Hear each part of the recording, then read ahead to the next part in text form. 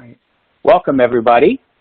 Today, we're here to talk about content syndication and using third-party demand gen as a part of your overall demand and revenue marketing effort and mix. I'm excited to talk about this today because I think there's a lot of misconceptions, misunderstandings. There's some landmines in there. And today we're going to really try to tackle these in some core areas of how to make content syndication work as part of your overall mix in what you're trying to do. My name is Scott Vaughn, and I'm the Chief Growth Officer at Integrate. And I get the pleasure of not only hosting our panel today, but also get to work with hundreds of B2B marketing teams on the front line to see maybe the great, the good, the bad, the tough, the ugly, all the different pieces. And I'm excited because what we see when it's working and when things are happening is that those teams understand the role of content syndication. They really focus on mastering a lot of the details and nuances of this specific channel. And probably most importantly, that they set expectations with their stakeholders, the leaders on the marketing team, their sales colleagues, and even the C-level executives.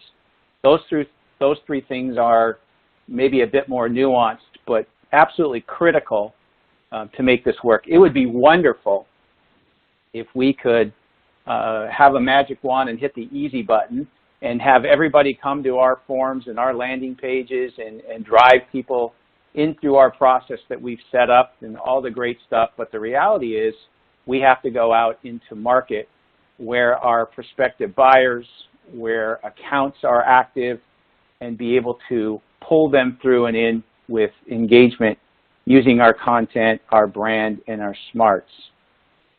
So those who can master this are rocking. Others are struggling. And today we're going to take some time to go through that.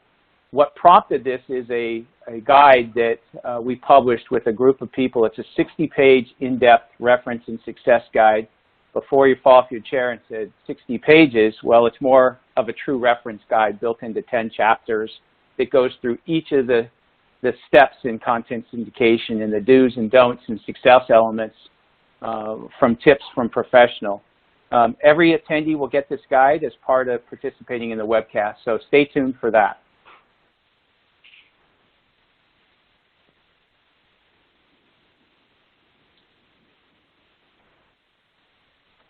To help us navigate, we've assembled some pros who are both strategic and hands-on as demand marketing leaders. They've also, I'll say, have experienced all the elements of using content syndication as part of their mix and their mission to deliver on their lead, their pipeline, and their revenue goals as well. So let's learn a little bit more about each one of our marketing pros. Stephanie, do you want to kick us off? Sure, happy to. This is Stephanie Aswad. I'm Global Demand Gen Director for Tricentis. We're a B2B software company for continuous testing. My role is kind of twofold. My team and I are responsible for a direct number and driving engagements within new logo and expansion accounts. Plus, we also partner with our field leaders across Europe, Americas, and APAC in helping them drive local programs and campaigns as well. Thanks, Stephanie. John? Hi, I'm John Hansen. I'm Director of Demand Generation for Iron Mountain's North America region across 200 plus markets in the US and Canada. And much like Stephanie, we target demand and lead generation for existing and net new logo, existing customers and net new logo. And we also work with various sales leaders for segments across SMB to enterprise and many of the verticals that Iron Mountain focuses on. And you know, as a company, Iron Mountain is in information management. We have a multitude of products and services that address information from across its entire life cycle. So happy to be a part of today's conversation. Thanks, John. And Kelly? Yeah, my name is Kelly DaCosta, and I manage global campaigns at BitSite. BitSite is a security ratings platform. And my team manages all of our outbound campaigns. So that includes anything from driving net new revenue to retention and upsell campaigns as well. And content syndication is a large part of driving leads for our sales team. So I'm excited to talk about that today. Fantastic. Boy, do we have a great representation of global, deep number of markets and across channels. And we really appreciate you spending time. Well, let's dive in, everybody.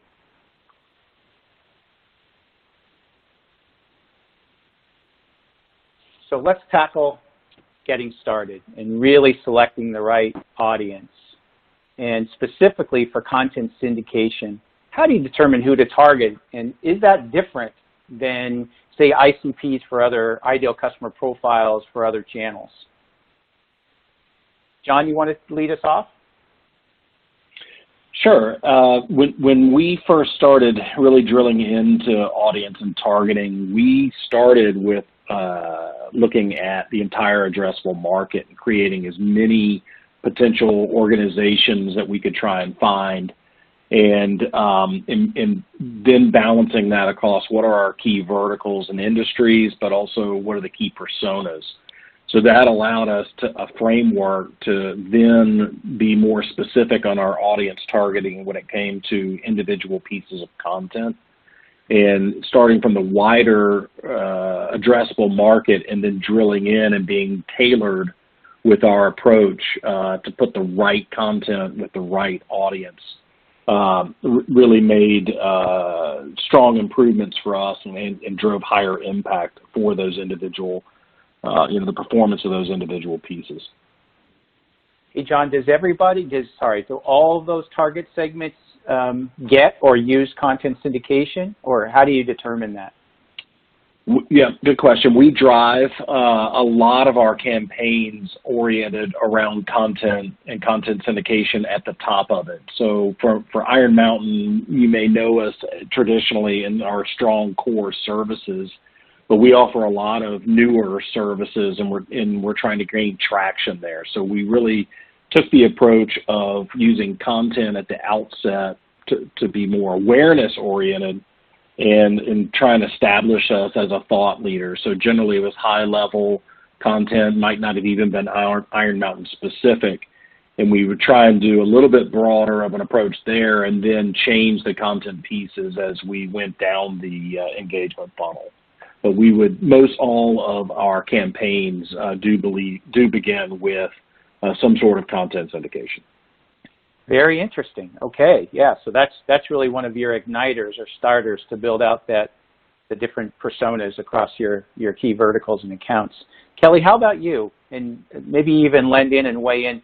How tightly do you target? Do you go broader? Do you do by title, job function? Do you use an ABM approach? What's your strategy? Yeah, so our targeting has actually changed significantly in the past couple of quarters. So we, like John, started with casting a very wide net. So we took our entire ABM list and we were targeting companies there. We were targeting based on titles. And one thing that we did recently that has made a huge impact is partnering with sales to help select accounts that they have less coverage in. So our sales team really came to us and said, listen, I don't need another lead from this Fortune 100 company. I have plenty of names there, but where I'm struggling is in these segments here. So we actually whittled our list down in half. And just by working with sales to do that, I would say the perception of our program has changed. It gave sales more buy-in to what we're doing because they have an active participation in the leads that we're driving. And it's really helped with lead follow-up from the sales team, as well as really getting us into those accounts that we haven't been able to get in the past. So that's a big change that we made recently that seems to have a big impact. So we're gonna count those as some big takeaways: getting sales buy-in, making them part of the process, make sure your stakeholders have a good understanding and skin in the game. Starting with your audience and who you should target. Very interesting, because in the days of account-based marketing, and everybody's so excited, sometimes all of our lists are the same across every company. They look like the Fortune 1000 list, and here you've taken a different strategy. Thanks, guys. We're going to move on. Go ahead, John. No, please go. Yeah, sorry, to jumping in, Kelly spurred a thought, and that is, one of the things that we've done a better job of that we didn't always do is to remember that if we do get engagement, that we want to pause or take off organizations. So we don't want to continue to market or put content out there in front of an organization that's already seen it and responded to it. So we have in the back end paused some of those activities when someone is already engaged. So Kelly spurred me to that thought. I appreciate it. Hey, John, do you use suppression lists to do that? That's exactly right. Yep. I think that's the best way to go about doing it. Yeah, a number of our customers use that, using our platform and technology, the ability to suppress across that. Fantastic. All right, so we've got our audience. We've defined it. We've got sales buy-in. We've got our stakeholders. Next, what we want to do then is really, how do you pick the right partners and providers, and how do you home in on the exact right mix? There's a lot of different providers out there, and they kind of all either feel the same or sound the same, and they've all got a great audience and a great database. Stephanie, how do you lead your team to think about that? What do you look for? For us, yeah, so for us, it's kind of good and bad. Our company, we can really target a variety of people, some on the technical side, some in the line of business side.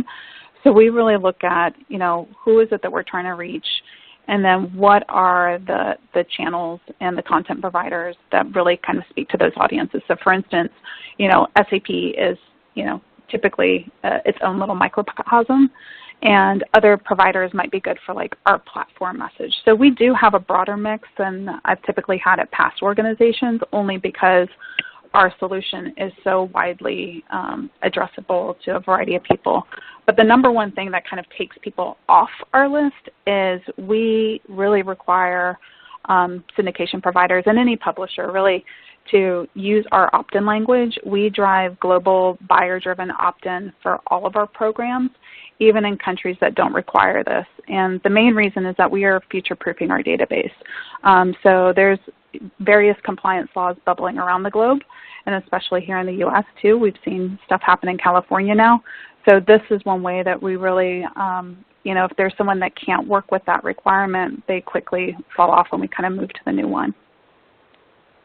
Stephanie, yeah, great. Thanks for sharing that. And today, opt-in and permissioning and using your brand's privacy policy, your company's language is a big importance, and we see that every day. Great tip on that. Kelly, how about you? And when you look at the landscape of providers and partners and all your options in content syndication, how do you choose, or what do you look for in a provider? It's funny because I laughed when you said that. Every single vendor says the same thing. We have the biggest database in the world with the most quality leads that are out there. One thing we've just done is test, and we just started recently doing quarterly contracts, which allow us to do some testing with different vendors, and we track they can all deliver the same amount of leads, and a lot of times around the same cost, but we just started measuring and tracking to conversion to opportunity, and that way we could test to see, and we did see some significant differences between vendors on percentage. Some were double the amount of conversion to opportunity. So we've done a lot of testing and whittled it down based on not the number of leads that they're driving, but the percentage that are converting to opportunities for us. Yeah, and so that boy, point that's that she just made about the quarterly tracking is very important for our programs as well. So when it comes to content syndication, where you might have a partner over several quarters and leads coming in, if you don't have that quarterly kind of snapshot, it's really hard to tell the quarter over quarter, are those people progressing? Are you seeing results out of that? So I love that. I love to hear that she's also doing that. Yeah, and you guys, let's make a note when we get to the measurement, we want to talk about what signals you look for, because some sales cycles are longer. And Stephanie and Kelly, if you could bring that conversation back up, because I want to, when it comes to measurement, I want you to give some short-term signals and ultimate success metrics. How about diversity of sources? That's come up a lot lately, that you guys talked about not setting it and forgetting it and just picking a partner for the long term, or just an automatic. How do you pick what's the right number of sources, the diversity of sources? How do you deal with that? Because there can be some pitfalls there. John, do you want to take that one? Sure, happy to. Yeah, we use a variety of sources today, and we generally try and match when we think about our audience targeting and who we're going after. That factors pretty heavily into the provider. Some are stronger in certain areas in terms of audience, but others are. We also pay attention to what their channels are and where they're advertising and who the publishers are, and that matters to us because, you know, if it, just as an example, if it's our SMB audience, they might lean more towards local news or business types of sites. So we're trying to use content or trying to use materials that would be advertised on those outlets versus someone else that might at an enterprise level might look for or an IT buyer might look for something that's a completely different watering hole, if you will. So we look at that. We also, one factor that we weigh heavily is how easy is the provider to do business with. And that, more times than not, is an eliminator versus someone that we decide to opt in and choose. Great advice. And boy, you guys are prescriptive, and we appreciate that because that's what it takes to work through third-party demand and using content syndication. All right, so we have our audience, we've picked our providers, and we're going to stay fluid on those providers and use some accountability metrics and diversity along the way. So now we got to really put the right content together. What should we use? What works? And what shouldn't we use? Stephanie, can you kick us off here in the content arena? Sure. Yeah. So I think one strategy piece that we've done before going into content syndication or with any other publisher partner is we really spent time on our content framework. And what I mean by that is not just saying, okay, well, we've mapped everyone, but we really have different types of content at early, mid, and late. And the pain point content, which is what we focus on for our mid-funnel content, that's typically what I will prefer to use in any of our demand programs because we're really trying not to gather white paper collectors. We're trying to find the people that are in a buying stage.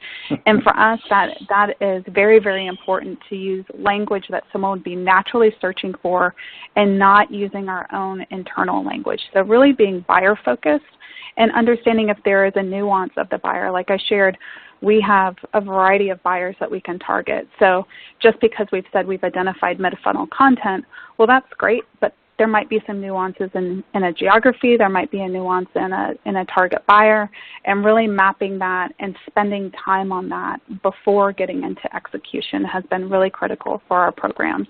And that's also allowed us to leverage the unique feature with Integrate with the ABM and the progression by buyer stage is we were able to turn that feature on very easily because we had already done that hard work of kind of making our content unique for each buyer and buyer stage.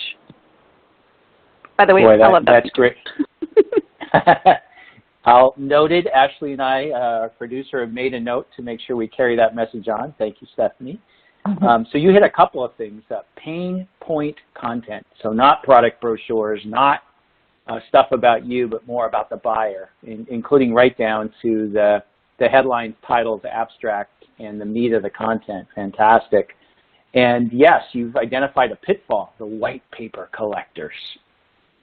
Those are people that we don't want in our mix and spending our time and resources with marketing or sales. So thanks for sharing that. John, do you have anything on content that you want to talk about? And you have 200 markets to serve. How the hell do you manage all that, and how do you select what goes into content syndication? Yeah, you know, it's interesting you talk about the white paper collectors. That actually is an audience that has produced for us, and the reason being is our business of information management does take the usually longer contracts, so it could be multi-year between. and we're trying to educate the market. So while we don't exclusively use white papers, what we generally do, we'll take a high-level global theme or a customer business challenge and have some sort of research and study done on it, and then we'll build derivatives of that for the later stages. So just like Stephanie was saying, we'll have a high-level content piece that's customer-focused for the awareness stage, and then as they start to go through engagement stages on down to consideration, we'll use derivatives there to try and nurture them along. So it's still within that same general thought that we're putting out there at the beginning and using the customer-focused theme, but bringing a little bit more to the customer, almost spoon-feeding them down to, to those lower levels of content. I think that's a really good approach. And by the way, you can test by doing that. So. Heck yeah, and you're talking about their journey, and you're being able to maybe take some of the pieces. Derivative, you mean snackable pieces of that content? Is that what you mean by derivative? That's exactly right. All right. Yeah. Cool. Yeah, because this is content syndication is awfully the start of a journey or a restart of a journey if you're targeting existing customers and buyers. Today, we're in such a recurring revenue model for so many companies today. Kelly, anything you want to add? How many assets should we use? Is there a number? Is there a magic number we need to use in the content area? Is there pitfalls there? For us, we try to stick to, I think, between 10 to 15 pieces of content per quarter. And I will say that one thing we try to do is change it up when we are updating our content. So we are usually going from a campaign standpoint on quarterly cycles. So we will, again, go back to that quarterly evaluation and say, all right, what is performing, what's not performing, and make sure that we may be updating content that isn't performing, whether it's not driving leads or not driving to conversations with sales and opportunities. Got it. You guys are diligent. You're committed to measuring and progressing and optimizing, and that's key to the success. Okay, we're going to dial up to probably is one of the toughest parts for many companies. You generate a name, a contact, a response from your content syndication channels, and you're ready to go, and you send that lead directly to sales to make a sales pitch. Is that how it works, John? That was my number one pitfall, so I'm glad to see it on the screen there. I think part of the challenge, to just expand on that, part of the challenge with sending a content syndication straight to sales is it doesn't benefit sales or the person that downloaded that content, because you're really going to end up just making both groups dissatisfied with what you're doing. And you need sales support and adoption of what you're running, so you want to send them good quality leads. But you also don't want to scare away a customer or a potential customer long before they're ready to talk to you. So having a right framework with content syndication makes a lot of sense, where you can move them along the funnel, but move them at the pace that they want to go, because they're not all the same. So for us, that can take on a variety of things. It could be content syndication at the outset, and then potentially programmatic advertising or remarketing to continue to be front and center with them. Then, we look at nurture and different sorts of discourse. Maybe it's a webinar that continues the conversation. We do all of those long before we hand off to the sales team. Gotcha. So I'm hearing nurture is not just email. I heard digital nurture, maybe a little bit of SDR nurture, depending on the readiness. Sure. Okay, good. That's great, because so many of us grew up in the marketing automation era. It's, the formula. Here comes the lead. Here comes the 3 to 5 step cadence. Auto, right? And our buyers know it. And so there's no delight or surprise. And I love your comment about making both groups dissatisfied or satisfied, sales and your buyer, and marketing's serving two customers there. Fantastic. Stephanie, what's your take on follow-up and nurture and practices there and things to avoid? So I'm pretty passionate about this topic. In former lives, I've been solely focused on nurture. So, you know, I really agree with John completely that you can't just send this to sales. We have an account-based approach. We're selling to enterprises, so we do let sales know that this engagement has happened to help inform the sales strategy, but they do not go directly to sales. They do go into kind of our nurture bucket, but totally visible to sales, right? So everything is in Salesforce. They can see what's going on in the account. We just stood up lead to account conversion and association to accounts, which that's always super hard and painful to go through. Step. Yep. Very important for accounts. And we used Ringlead. Now we're looking at pulling that in-house and actually doing it within our own sales ops function. But we also do multi-channel. So last year we launched web personalization, kind of phase 1, where we have related resources based off of the information that we know in the stage that they're in Salesforce. And this year we're layering demand base on top of that too. So, you know, it's definitely not email only. Email is important, but, you know, events, when they were physical, if we ever get back to physical, but we'll also get back webinars. there, Steph. We will get back there. I know. But, you know, it's not just email. It's omni-channel. Fantastic. Yeah, that is definitely the direction we see the leading B2B marketing organizations move. We support orchestration across all those channels as nurture as well. That's something that's important and such a critical component. Kelly, you want to weigh in here on what you're up to? Follow up. Yeah, we nurture, might be we're the outlier here. So we do pass our content syndication leads to sales, and there's a couple of reasons that we do. One, I would say what I talked about before, which was the collaboration with sales on them wanting to get names within specific accounts that they haven't been able to break into before. So these are accounts that they have chosen. So they're fully on board with the program that we're running right now. And I will say that what we've educated our sales team on is sort of a softer touch with content syndication leads. So, you know, you can't approach someone requesting a demo and somebody that downloaded something from content syndication the same way. So that's just one nuance that we do have with our content syndication program. And we also have a lot of automation in place to pass leads back and forth between sales and marketing. So if sales does a couple follow-ups to the content syndication lead, they can pass it back to marketing and say, yeah, this lead, you know, isn't ready.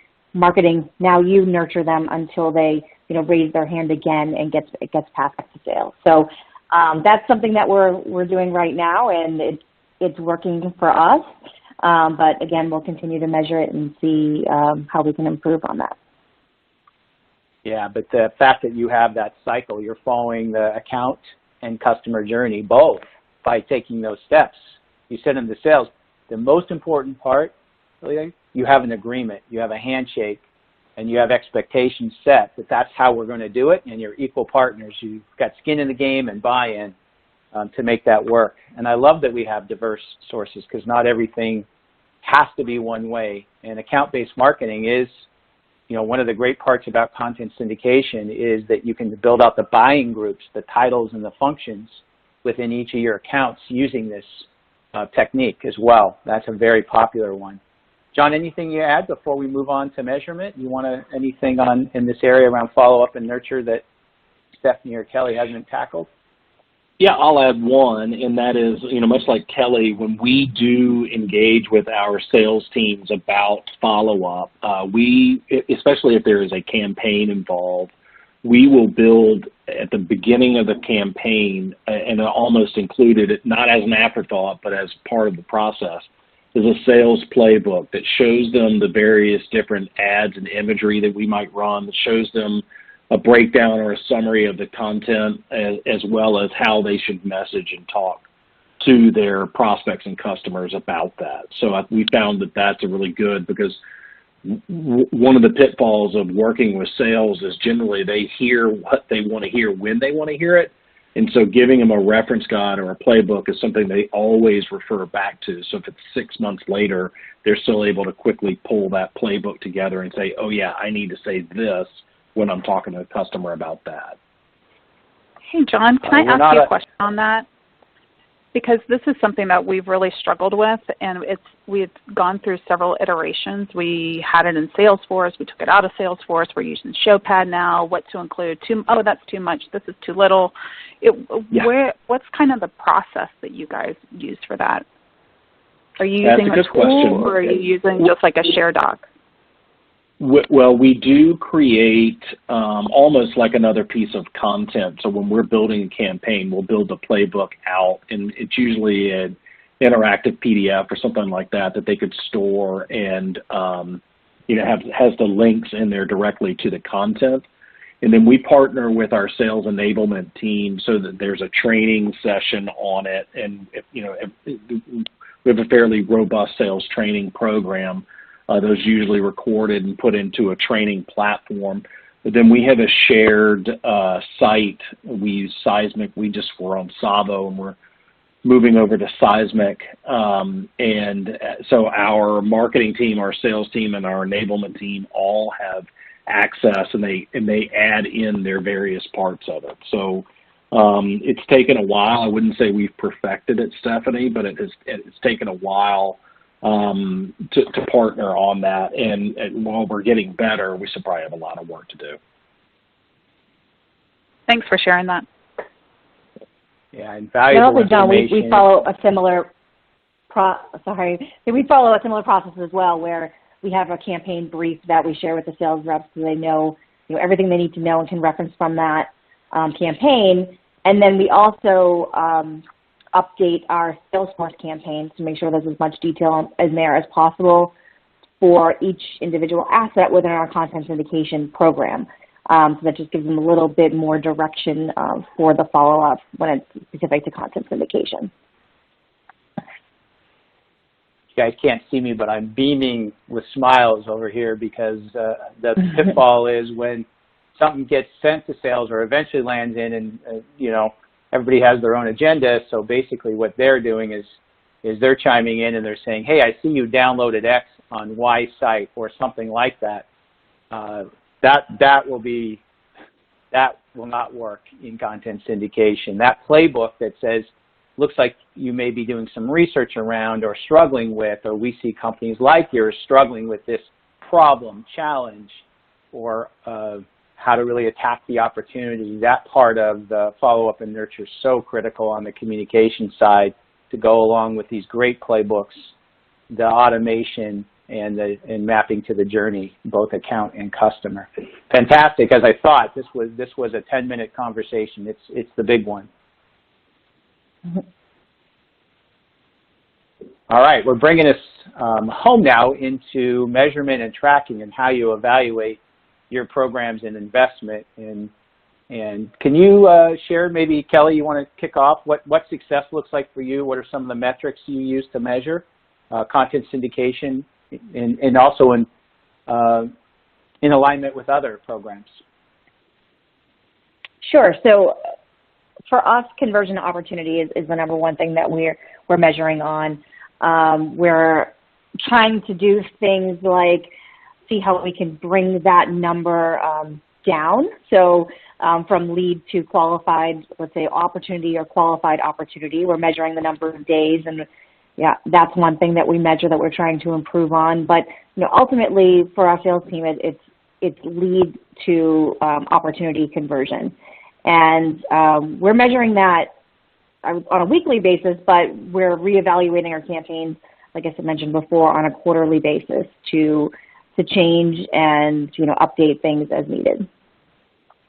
Kelly, if you look at signals, you talked a little bit earlier, I think, is around the audience or content section about getting some early indicators. Are there signals you're using? Because sometimes the sales cycle may be a little bit longer, or that person may not be quite ready to buy yet, or something's happened and other priorities come up. Are there other signals or metrics that you measure as part of these programs? Sure, and yeah, our sales cycle is definitely longer than a quarter, but we have a the conversion to opportunity for us is actually a conversion to a discussion with sales. So that's our $0 opportunity. So understanding if they're talking to a sales rep, if they're engaged, is one early indicator. And another thing I'd like to mention that we do measure is influence as well. So not content syndication as a lead generator, so direct generator of opportunities, but how are they influencing opportunities that might currently be in our sales cycle is another big thing that we measure as well. Excellent. That's very refreshing to really fully utilize your investment and realize that it is a journey, that it is a process for many of those customers. Stephanie, how about from your chair? What does it look like for measurement, tracking, evaluation, and determining value? Yeah, so for us, just as a reminder, we are running an enterprise sales mission, so it definitely is more like a 12-month view. So we kind of have to have those short-term, what can we look at that's directionally telling us if we're headed in the correct path. And that really is, are we getting the right titles in the named accounts? And are we getting engagement? So that's kind of that immediate in-quarter metric that we can look at.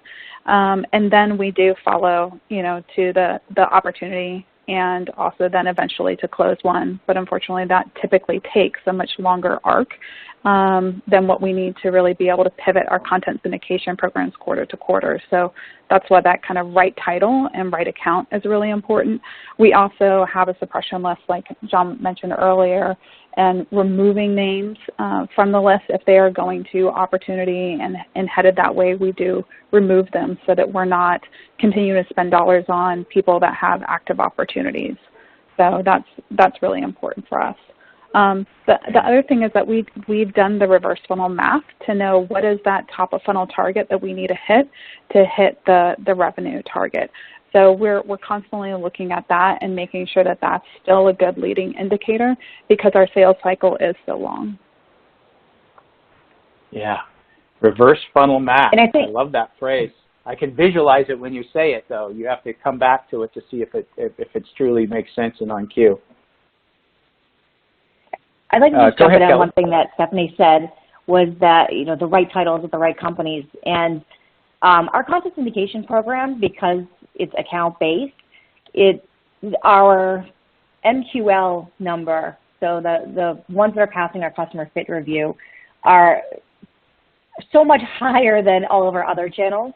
So I think getting the right names at the right companies, I think our MQL rate is about 93 to 94% of the leads that we're getting from content syndication are the right names at the right company because we're able to really target and segment going into the program, whereas other channels are a lot harder to do that.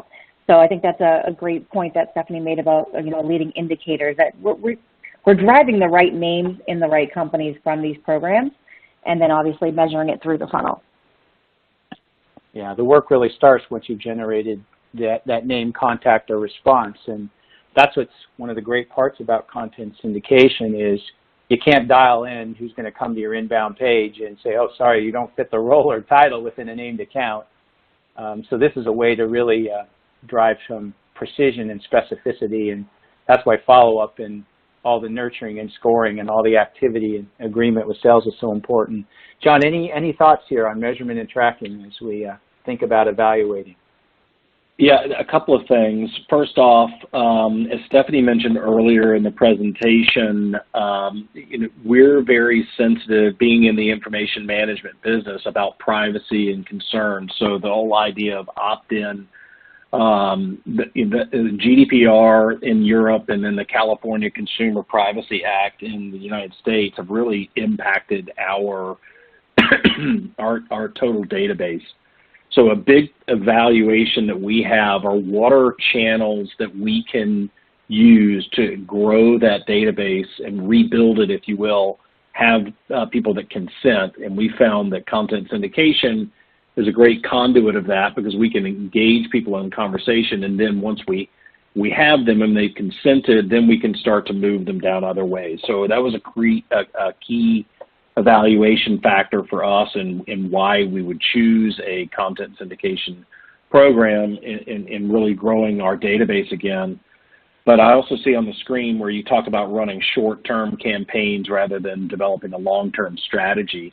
What we've really looked at is building core or trunk type of campaigns that are always on, that we can refresh with content and refresh with our various different pieces of content, but still have a core campaign and framework that we don't have to constantly rebuild and establish. So having those two key criteria really helped us then scale, because we've been able to take those core campaigns and start to branch off and build smaller, shorter offshoots, because we still have that same main central piece.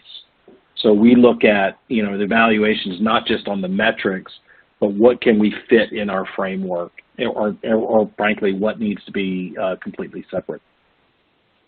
Yeah, boy, you had a lot in there. And one of the key things is we see that more and more companies, marketing teams using content syndication to build quality names because of that precision that are opted in and permission, so then marketing can go do their work and their magic working with sales, and really making sure that those are compliant and part of the process. It's a very effective way to do that.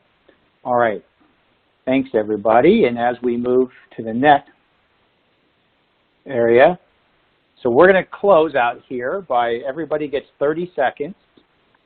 Kelly, we're going to start with you. You got one thing, one tip, one closing thought that you want to share with your peers that you're dying to get out. Go.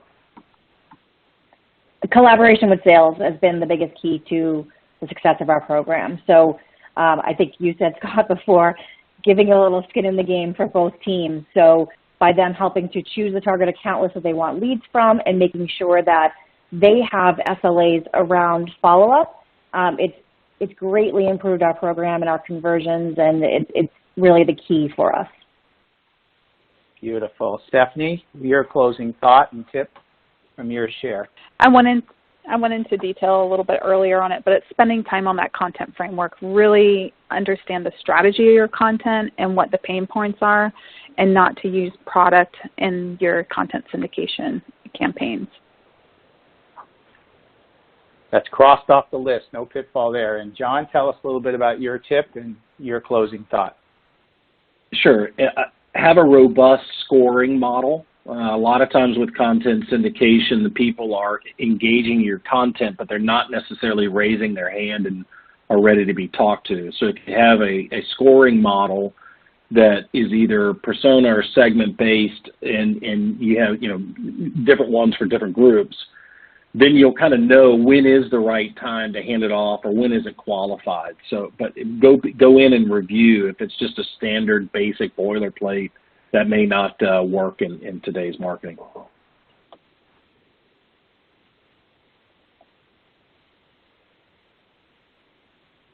Well, thank you, Stephanie, Kelly, John. Wow, so much information, so thoughtful in your descriptive advice in specific details. So we really appreciate you sharing and taking time to talk about your experience in third-party demand gen, and specifically around content syndication and how to avoid the pitfalls. Everybody who participated, attended, or is watching on demand will get a copy of the Content Syndication Success Guide, that deep reference and success guide. But on behalf of Integrate and the B2B marketing community, we really appreciate you as customers, but also as thought leaders, and for sharing all your expertise. Hope everybody has a great week and great road ahead.